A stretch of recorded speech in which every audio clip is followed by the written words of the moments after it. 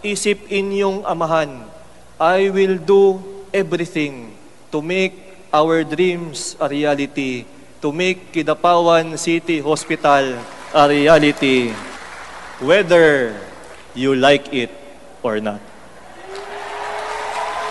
Pinalakpakan sa State of the City address ni Mayor Attorney Jose Paulo Evangelista ang pagtiyak na matatapos sa 2026 ang Kidapawan City General Hospital na ipatutupad ang zero billing policy para sa lahat ng mga residente.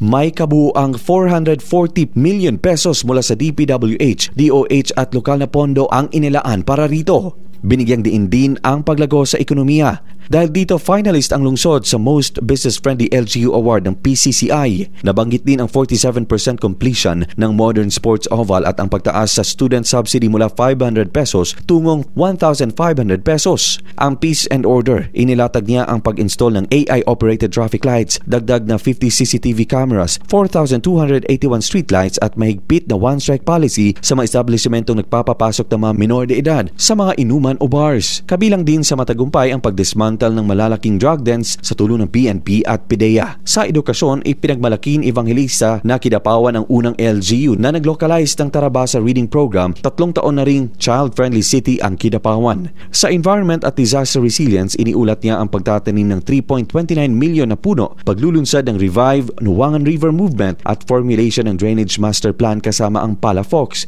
Sa pagtatapos, iginiit ng alkalde na ang mga proyektong ito ay patunay na maayos at tapat na pamamahala ang nagtutulak sa pag-usad ng isang lungsod. At a time where our country is hounded by massive corruption scandals, Kidapawan will be a beacon of hope. Luigi Alan, Totor, NDBC, Bida Balita.